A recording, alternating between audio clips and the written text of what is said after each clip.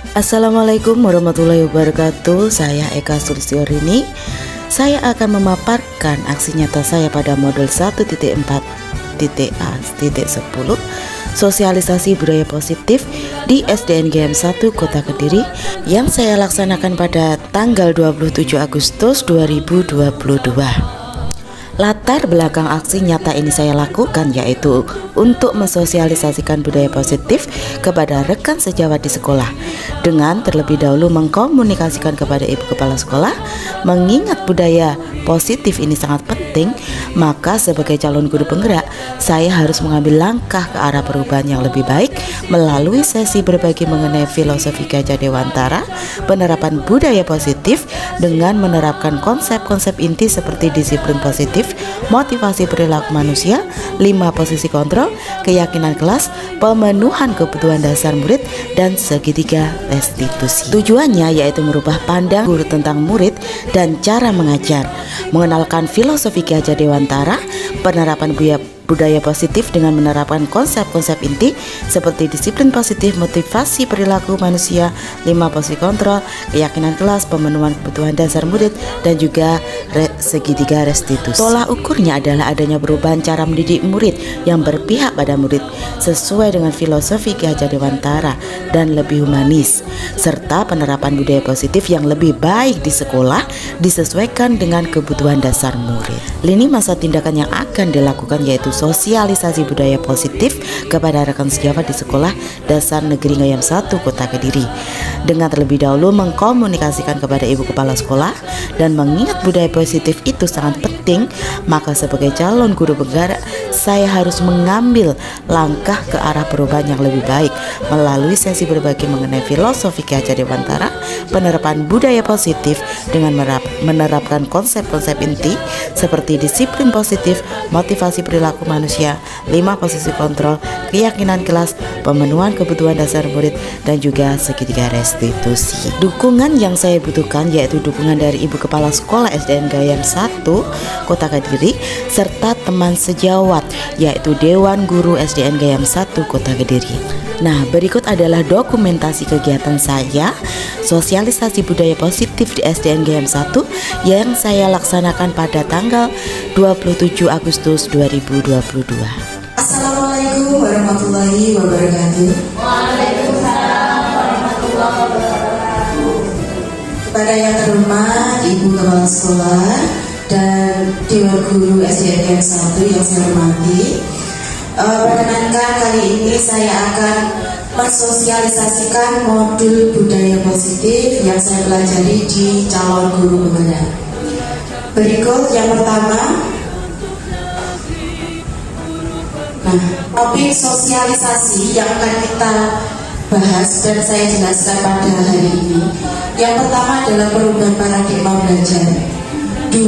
Disiplin positif dan nilai-nilai kebajikan universal. 3. Teori motivasi, hukuman dan penghargaan. Yang keempat adalah keyakinan kelas. Berikutnya kebutuhan dasar manusia. Dan yang berikutnya adalah restitusi, 5 posisi kontrol, dan juga tahapan segitiga restitusi. Nah, yang pertama adalah perubahan paradigma belajar. Nah, paradigma yang saya pelajari yaitu tentang filosofi pemikiran Ki Hajar Dewantara. Yang pertama adalah pendidikan adalah, ya saya ulangi, pendidikan adalah menuntun segala kodrat yang ada pada anak, yaitu kodrat alam dan juga kodrat zamannya, agar mereka mencapai keselamatan dan kebahagiaan yang setinggi-tingginya. Jadi sebagai guru kita tidak boleh egois, tidak boleh memaksakan kehendak kita kepada anak-anak kita. Yang ketiga yaitu guru ibarat petani. Nah, sekolah sebagai lahan atau tanah, sedangkan murid sebagai benih. Perubahan paradigma, teori kontrol, ilusi kontrol. Selama ini kita sebagai guru berilusi bisa mengontrol murid, membawa kritik dan membuat orang merasa bersalah dapat menguatkan karakter. Ilusi bahwa semua penguatan positif, efektif, dan bermanfaat, dan ilusi bahwa orang dewasa itu memiliki hak untuk memaksa anak-anak. Nah, kalau misalnya anak itu diam, kondisi kelas kondusif, kita merasa wah ini saya sudah bisa mengontrol anak-anak, dan ternyata itu adalah sebuah ilusi, Bapak Ibu. Jadi kita wajib merubah paradigma yang sudah ada itu menjadi berpihak kepada murid. Berikutnya yaitu perubahan paradigma, stimulus respon, dan teori kontrol. Nah, siapa sebenarnya yang memiliki kontrol ya?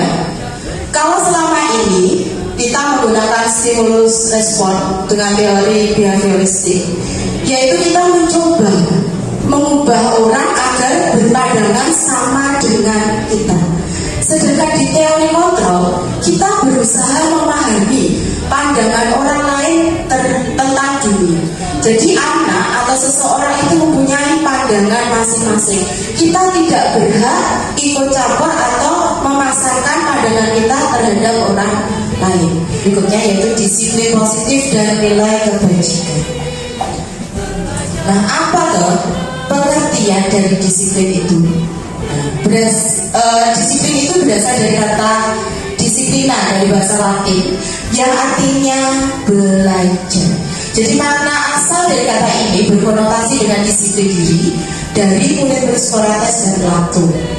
Disiplin diri membuat orang menggali potensinya menuju sebuah tujuan dan apa yang dia hargai. Namun dalam budaya kita selama ini, makna disiplin itu telah berubah menjadi sesuatu yang harus dilakukan seseorang pada orang lain untuk mendapatkan kepatuhan. Nah, kecenderungan umum adalah menghubungkan kata disiplin dengan ketidaknyamanan, bukan dengan apa yang kita hargai atau pencapaian sesuatu sebagai tujuan mulia. Jadi ternyata selama ini itu pemandangan kita atau pemahaman kita tentang disiplin itu sedikit ada ketidakbenaran ya, Bapak Ibu. Dulu sebelum saya belajar di pendidikan guru penggerak, berharap kalau siswa itu patuh terhadap saya berarti saya berhasil mendisiplinkan siswa. Ternyata itu salah. Itu menyebabkan trauma-trauma terhadap anak dan menyebabkan hal-hal negatif. Jadi anak-anak itu hanya disiplin jika takut terhadap salah satu guru, atau disiplin hanya takut karena mendapat hukuman dan lain sebagainya. Nilai kebajikan universal. Nilai kebajikan universal adalah sifat positif manusia yang merupakan tujuan mulia yang ingin dicapai setiap individu. Nilai kebajikan yang ingin kita capai itu terdapat pada dimensi profil pelajar Pancasila yang selama ini kita sosialisasikan, kita terapkan ke anak-anak. Motivasi perilaku manusia.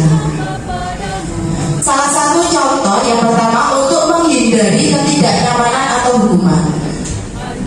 Pada kalimat apa yang akan terjadi apabila saya tidak melakukannya, ini termasuk motivasi eksternal atau motivasi dari luar.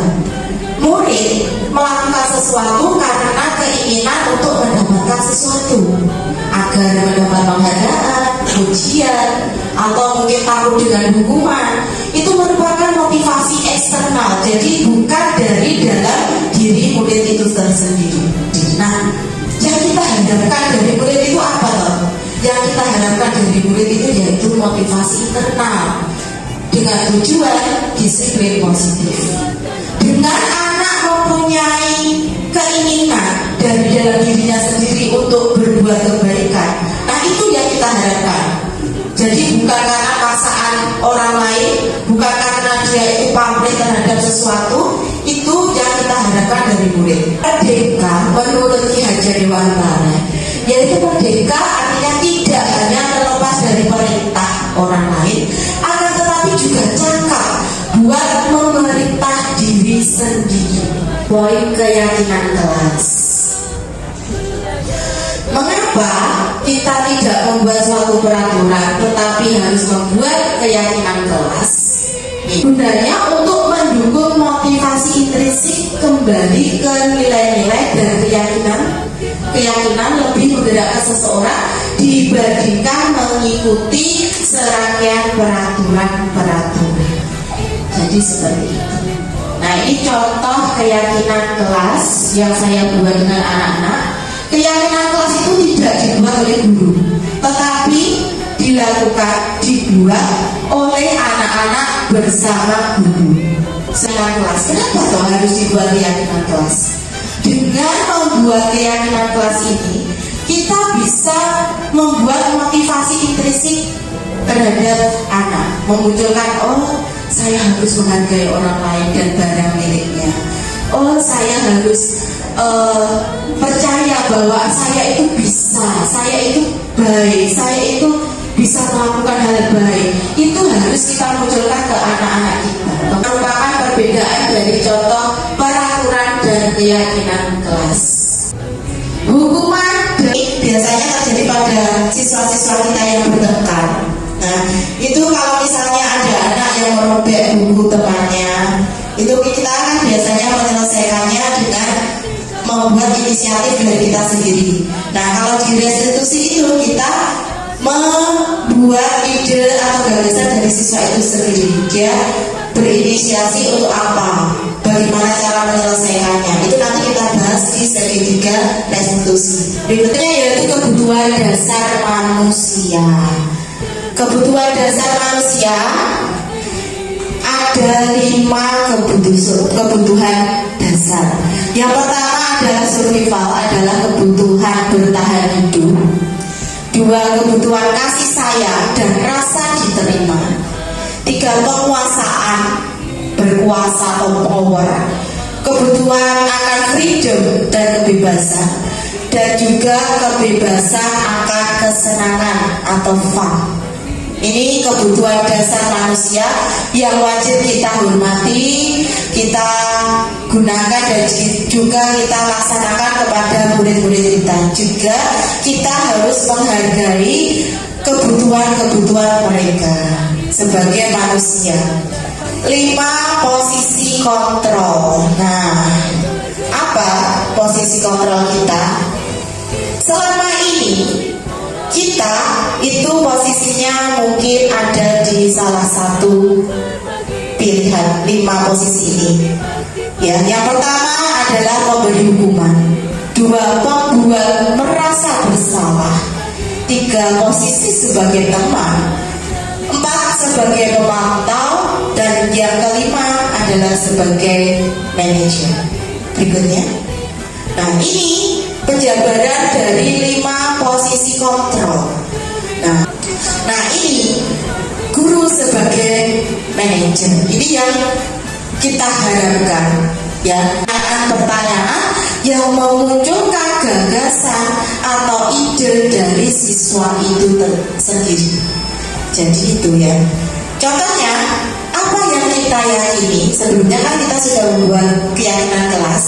Nah, mereka sudah tahu, oh dia meyakini bahwa kita itu harus saling menghormati terhadap teman dan barang miliknya. Kalau misalnya kita merusak barang milik teman, berarti dia punya ide atau gagasan. Kalau apa yang kita yakini harus menghormati Bu. Nah, bagaimana cara kamu menyelesaikan masalah ini? Dia akan munculkan gagasan atau ide. Berarti saya harus minta maaf ya Bu, dan saya harus mengganti punyanya dia. Nah itu yang kita harapkan. Jadi berharap bahwa guru itu sebagai manajer, ya, jadi mengajukan pertanyaan yang memunculkan gagasan dari siswa untuk menyelesaikan masalahnya sendiri. Guru hanya sebagai fasilitator. Menuju ke poin materi restitusi. Nah, apa itu restitusi? Restitusi adalah proses menciptakan kondisi bagi murid untuk memperbaiki kesalahan